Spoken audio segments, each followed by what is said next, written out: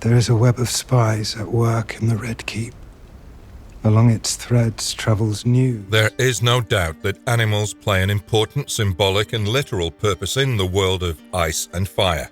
Just look at those dragons. And what about those dire wolves? And did you think we forgot this particularly suspiciously located stag from Season 1 of Game of Thrones that signaled the upcoming war between the Starks and the Baratheons? But here's the thing. Dragons, dire wolves, stags, and many such creatures from the animal kingdom adorn the heraldry of the houses they're associated with as well. It's the animal-person associations that are independent of any heritage that are more worthy of note, like Littlefinger's mockingbird, Larys' spiders and little birds, or Larys Strong's firefly cane.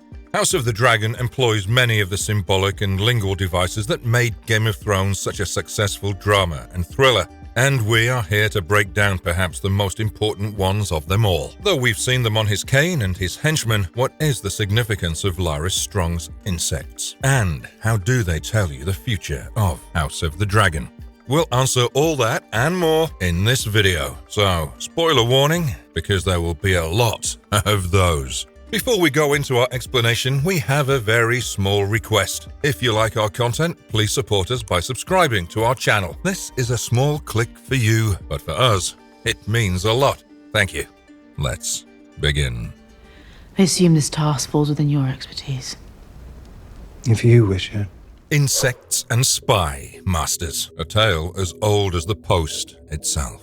Because we pointed out the nature of heraldic symbolism, let's dive into that a bit more and really understand what sets them apart from the imagery associated with spy masters. See, usually if a lord's heraldry consists of a particular animal, their house members will be automatically compared to that animal. The most prominent example of this are the Starks and the Targaryens. The Stark banners show a grey direwolf running on a field of snow, and we know from the main series that Starks count amongst their ranks greenseers and wargs, who can bond with direwolves as well. The Targaryen banners show a red three-headed dragon on a black field, and we don't think we need to explain how they are related to dragons. Lannisters are often compared to lions, Aryans to falcons, and on goes the comparison. These are symbols that are traditionally associated with a noble family, and while they can be descriptive of that family's personalities as well, it doesn't necessarily have to be that. What's more interesting are the associations made between a person independent of their background and an animal from the wild, because those tend to be made based on observations and reputations.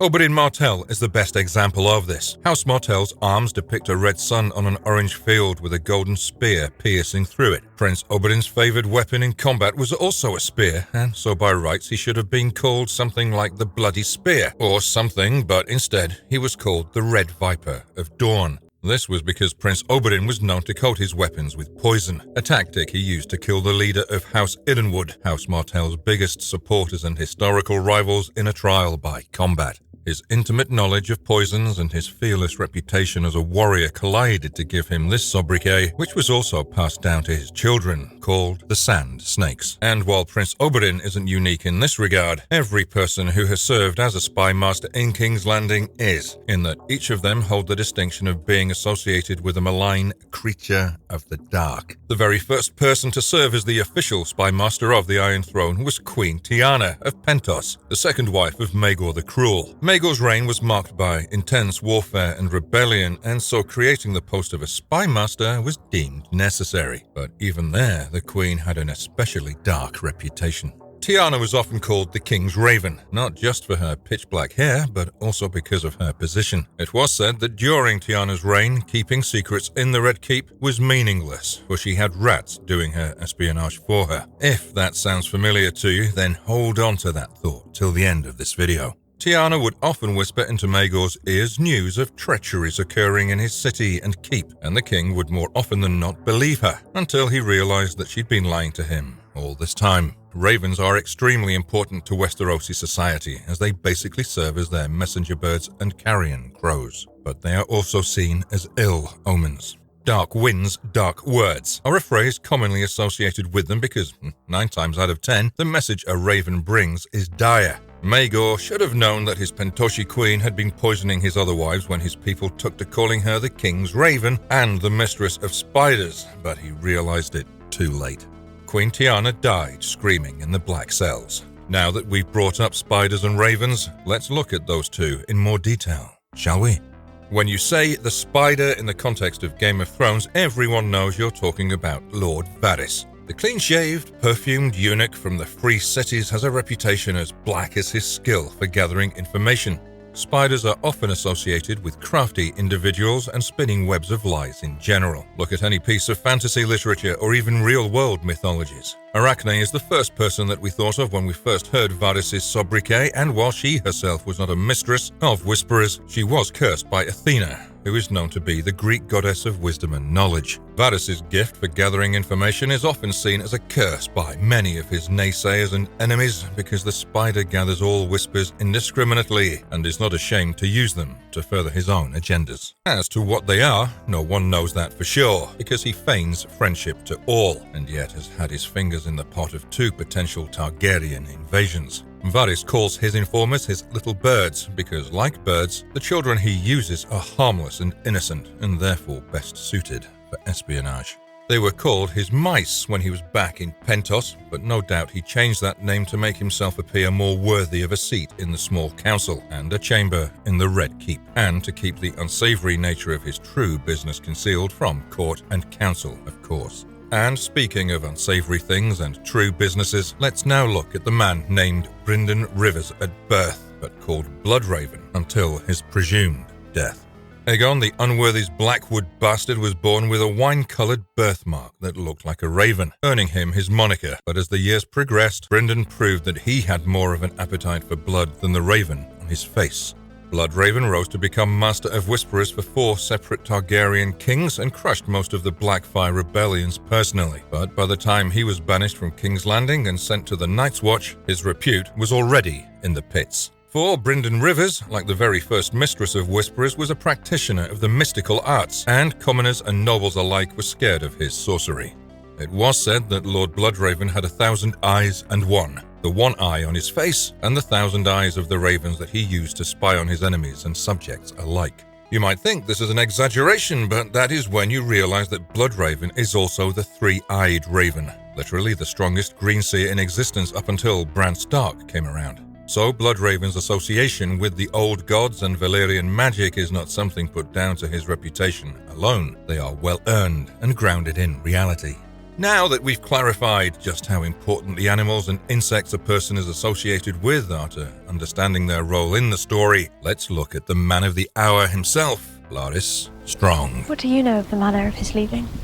When one is never invited to speak, one learns instead to... A forced firefly, but an enthusiastic flea.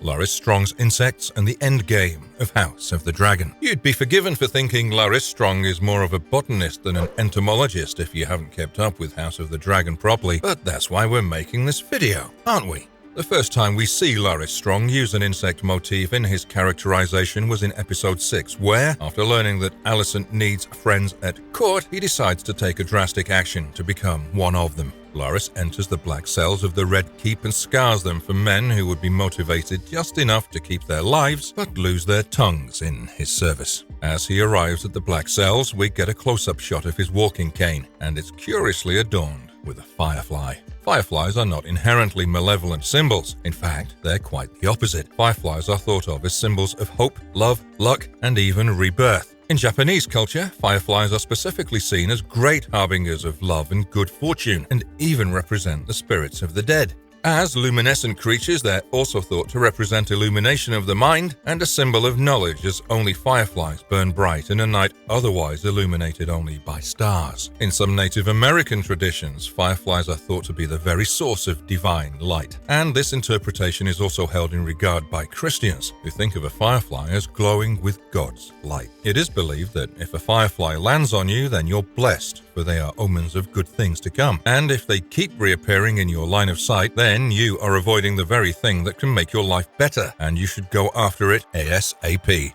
Fireflies symbolize trust, simplicity, and relying on one's own strength to thrive in life. In terms of illumination, they can be thought of as not just literally luminescent, but also intellectually, as a firefly can represent the light bulbs that so often go off like a firecracker in the minds of the intelligentsia. What you will notice is none of these things describe what Larys Strong is as a person, and that is precisely why fireflies are his personal sigil. If you notice his cane more carefully, it's almost as if the firefly has been smashed into it to make it fit, almost as if it's being forced to fit into the handle of the cane, and that is exactly what Larys Strong is like, if you think about it. When he approaches those prisoners languishing in the black cells, he is all smiles and looking like he's about to give them a royal pardon. Instead, he rips their tongues out and looks damn pleased with himself while doing it. Larys often sets himself up as Alicent's only friend, confidant, and last hope, before cruelly abusing her trust and furthering his own interests under the guise of helping her. He is extremely knowledgeable, to be sure, using his physical issues and his observational skills to make accurate deductions that then help him accumulate even more power further down the line. But love, kindness, hope, and all the other positive things associated with a firefly have nothing to do with Larys Strong. In fact, he's much more like the firefly that inspired Keir to murder Chase in Where the Crawdads Sing, self-preservative, manipulative, and oh so deceitful. The trust he gains with people is not natural. He engineers situations where they have to rely on him and him alone. The greatest example of a person fooled by Larys's firefly mating calls is Queen Alicent herself, who should have realized what a monster he is when he killed his own father and brother to get Otto back to court and called the very act of having children a folly. Instead, she uses him to further her own interests, and things get to a point where he now holds considerable sway over her. The fact that Larys Strong, who does not even sit on the small council, can curry sexual favors from the Dowager Queen of all Westeros should tell you just how much he has compromised Alicent by making himself indispensable. Larys shines bright when he has to accomplish a goal that furthers his own interests, but holds back when he doesn't see what he likes, much like the situation with Alicent's feet.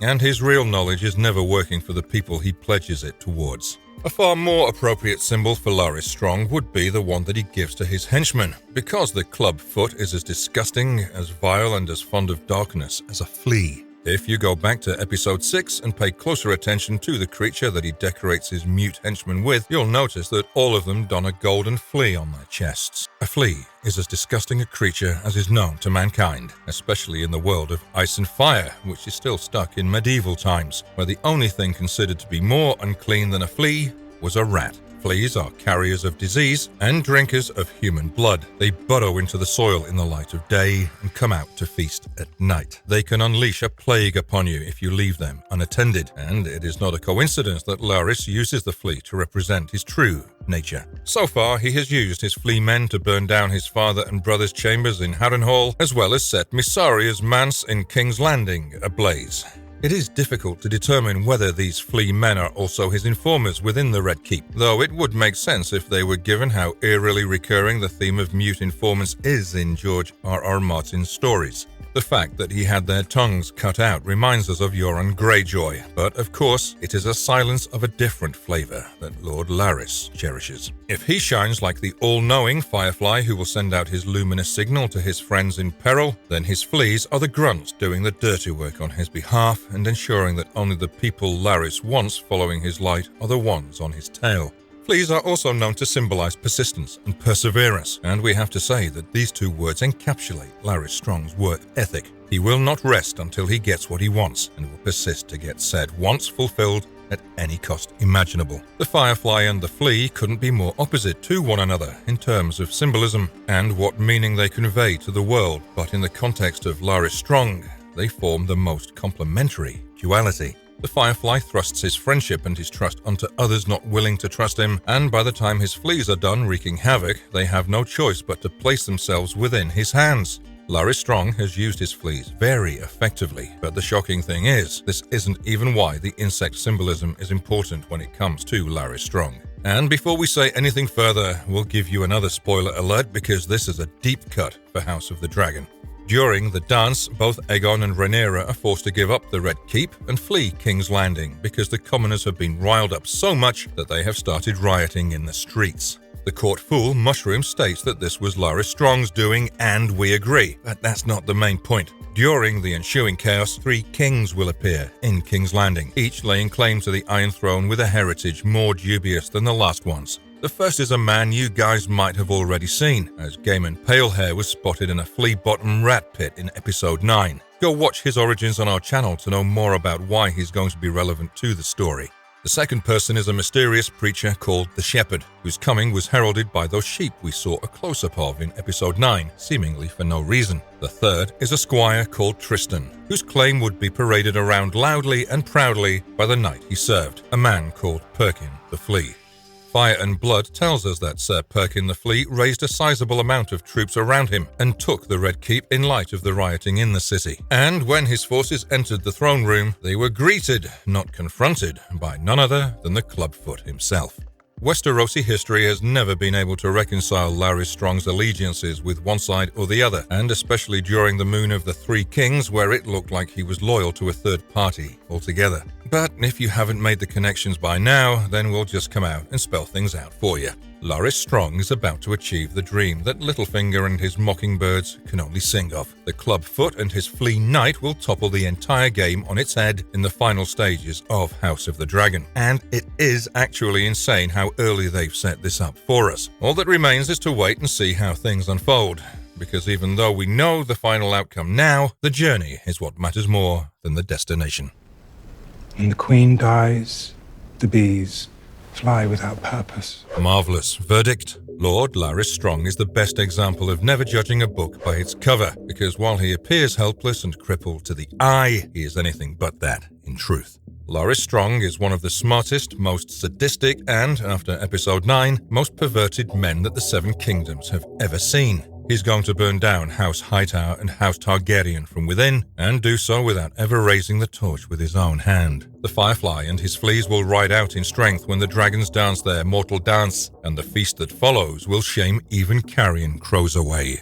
And if you liked our content, don't forget to leave a like and subscribe to us if you haven't already. have a good one, and be safe. Thanks, everyone. One of the little spiders is your lady in waiting.